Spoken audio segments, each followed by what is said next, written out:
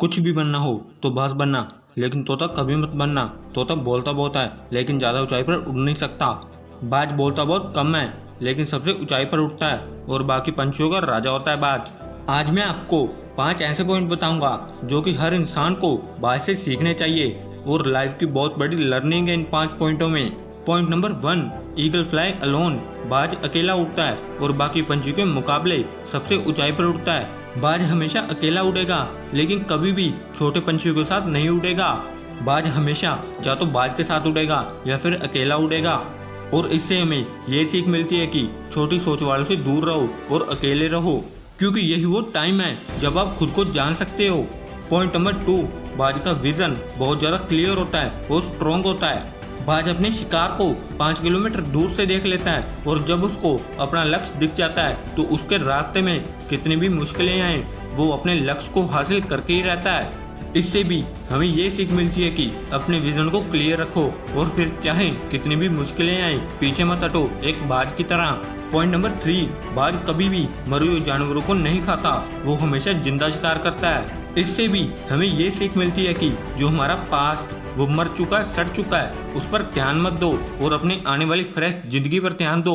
आपके पुराने पास्ट की यादें जो आपको तंग कर रही हैं उसे वहीं रहने दो और तुम्हारे पास्ट की जगह है तुम्हारे पास्ट में, उसे प्रेजेंट में मत आने दो, क्योंकि एक बार अगर तुम्हारा पास्ट तुम्हारे प्रेजेंट में आ गया तो तुम्हारा पास्ट तुम्हें प्रेजेंट में नहीं रहने देगा।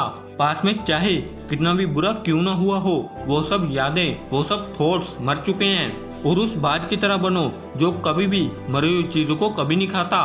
पॉइंट नंबर 4, जब आंधी तूफान आते हैं तो बाज बहुत ज्यादा एक्साइटेड हो जाता है। जब बारिश होती है तो सारे पंछी छिपकर बैठ जाते हैं लेकिन बाज को बड़ा मजा आता है। जब तेज हवाएं चलती हैं तो बाज उन हवाओं के सहारे और ऊंचाई पर उड़ता है और ऊपर उड़ते उड़ते इतने ऊपर उड़ जाता है कि बादलों से भी ऊपर पहुंच जाता है। और इससे भी हमें बहुत बड़ी सीख मिलती है कि मुसीबत में भी मजा ढूंढो। और किसी ने कहा था कि बड़ी चुनौती अपने साथ एक बड़ा अवसर लेकर आती है, तो तुम भी उस बाज की तरह अपने अवसर को पहचानो और जिस दिन तुमने उन अवसरों को पहचान लिया तो सारी मुसीबतें तुम्हारे नीचे होंगी और तुम मुसीबतों के ऊपर होगे। पॉइंट नंबर 5, बाज अपने घोंसले में सॉफ्ट घास को हमेशा निकाल देता है ताकि बाज का बच्चा उसमें कंफर्टेबल ना हो सके, क्योंकि अगर वो घोंसले में कंफर्टेबल हो गया तो वो वही रहना पसंद करेगा, लेकिन बाज ऐसा कभी नहीं होने देता।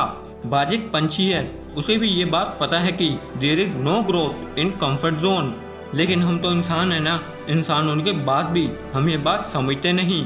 आप जितना ज़्यादा कंफर्ट जोन में रहोगे आपकी आने वाली लाइफ उतनी अनकंफर्टेबल हो जाएगी। अगर ये वीडियो आपको अच्छी लगी हो तो इस वीडियो को कर दो लाइक और चैनल को कर दो subscribe. Thanks for watching the video.